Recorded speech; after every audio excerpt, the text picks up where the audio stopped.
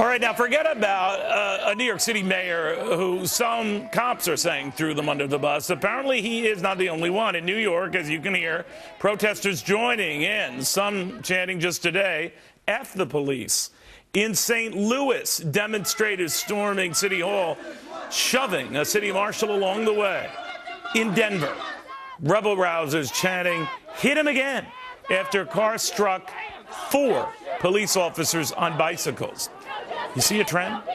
Well, former New York police officer Dan Bongino does as well. He says it's got to stop. But it is growing, and it's sort of being spurred on by a number of leaders who say, yeah, the cops are the problem. What do you think?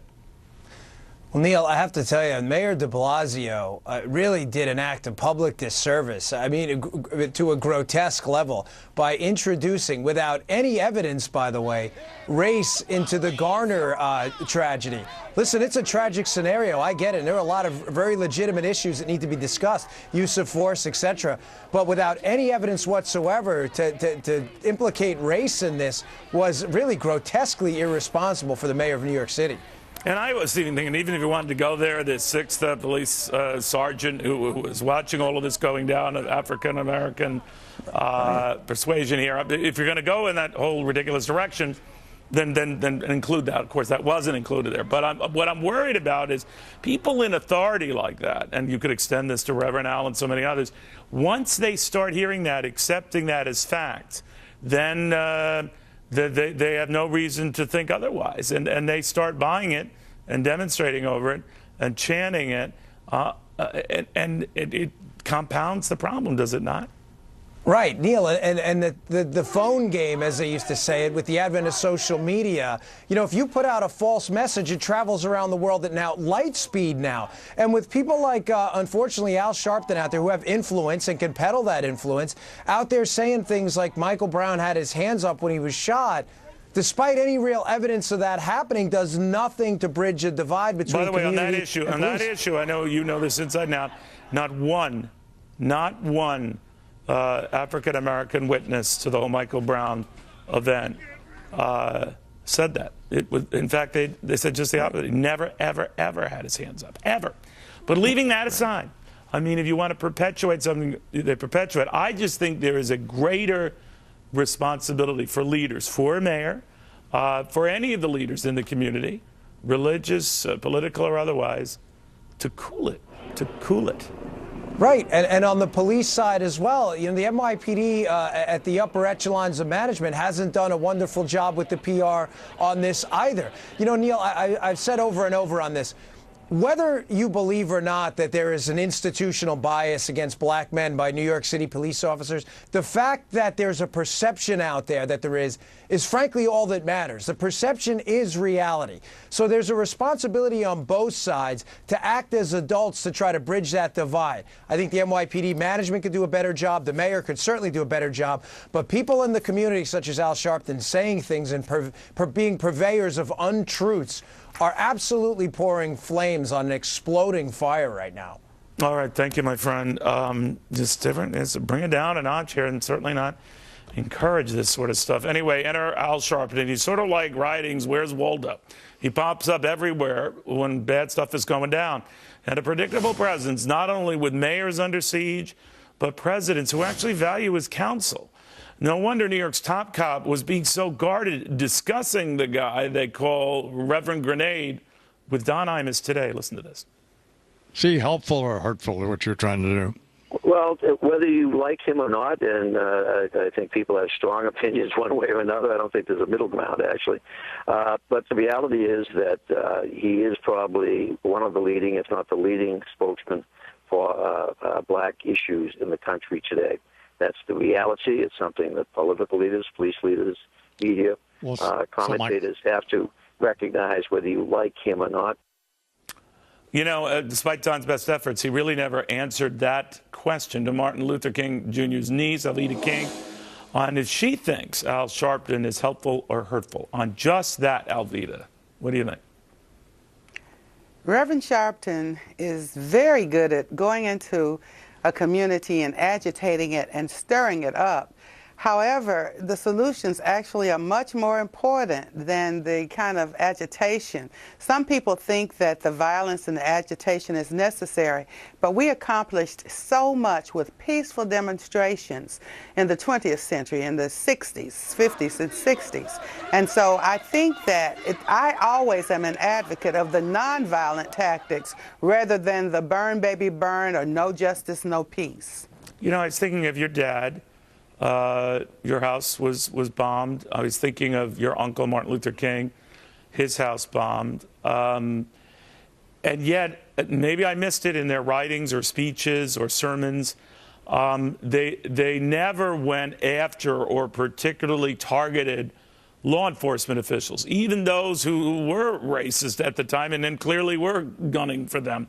Very, very different today, obviously, but today it's just the opposite insofar as Sharpton or others who draw that divide with the African-American community and make them suspicious of officers. Sometimes you talk to a lot of African-American kids, and as you've reminded me, they do feel that this is the case because they keep hearing that's the case.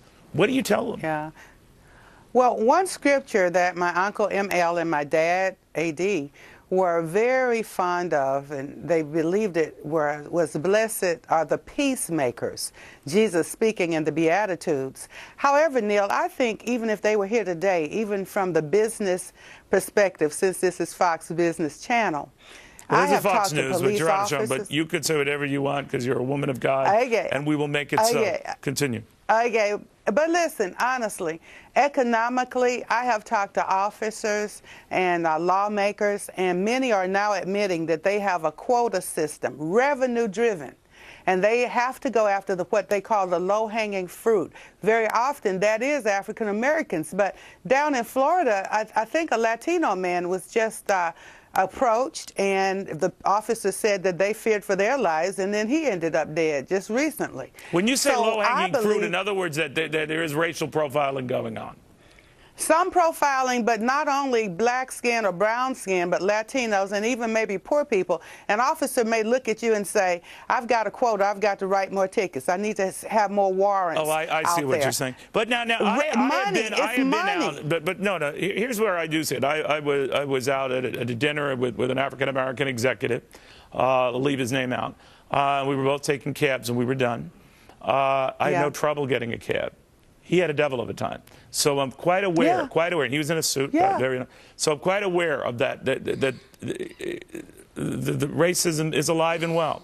Here's where I draw the line. When you deal with that, or you have experience, if people don't know who you are, whatever, they see the color of your skin. What I worry about is that people will take from that, all right, I've been slighted, didn't get a cab or whatever. Now I'm going to take it to the next level. Now I'm going to be very angry, and now I'm going to get violent. Where did your dad, where did your uncle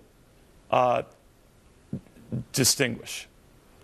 We were actually trained in nonviolent, peaceful conflict resolution, no matter if there were guns, dogs, billy clubs, someone screaming in your face, calling you out of your name.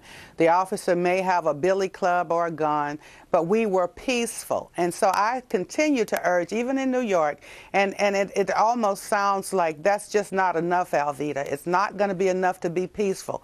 The deaths have to stop. And I do agree that the deaths have to stop. This is systemic. We need to get to the bottom of it. We need to have solutions for those who are dreamless and hopeless and jobless. We need to have programs rather than bringing the immigrants in and giving them all of the jobs and everything like that. We've got to first take care of America so that our young men are not being gunned down, and then grand juries not knowing what to do, trying to follow laws that are now not good enough to protect our people. But then do you risk, and just as an African American, do you risk when in both cases, both in Ferguson and in New York, the Attorney General doesn't like that decision for whatever reason? It could be flawed, there could be things that go on.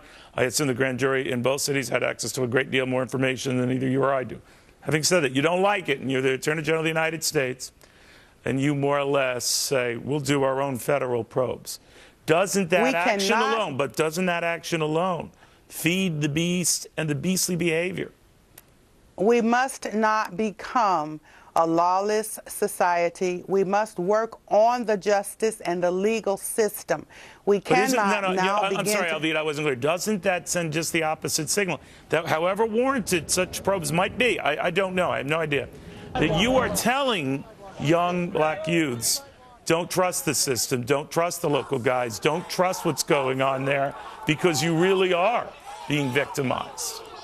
I'm saying that we need to fix the system rather than to turn the young people who need the protection of the law enforcement. To turn them against law enforcement is not the solution. It is not the answer. Well, when Al Sharpton, more or less calls the travesty of the decision in Ferguson, compounds that with comments in there for whatever reason, is he helping your community? He is not helping. Those remarks are not helpful. Minister Farrakhan, that was not helpful. That is not the message that Martin Luther King Jr., that my father A.D. King would give us. That's not what Christ would do. I know that the young people are upset, but to turn on law enforcement will not give you your answers. We need to actually pray for opportunities, programs, and solutions that are going to give our people jobs, hope, freedom, and liberty. We're not going to get that by turning on our police and law enforcement. So that you will think not be the way. that if we had a better economy, in other words, if we, for example, in Ferguson, where they had a very high youth unemployment rate, particularly among African Americans, the odds... If Michael had money in his pocket, he wouldn't steal cigarettes. If Eric had money in his pockets, he wouldn't have to be selling cigarettes, loose cigarettes. Low-hanging fruit. You're going to lock somebody up for selling loose cigarettes, but there are people who are doing many other things are going to not, they can afford good lawyers and all of that, and they'll get off. There's something wrong with that system where our young people are not able to work and to have dignity, and human life not being valued from the womb to the tomb, the old people, the sick people, the elderly people, minorities. The system needs to be fixed. Alvita, thank you very much. Alvita Thank King. you. It's always good seeing you. We thought we'd talk to someone who has it in her blood, sort of lower the temperature of our blood collectively. We'll have more after this.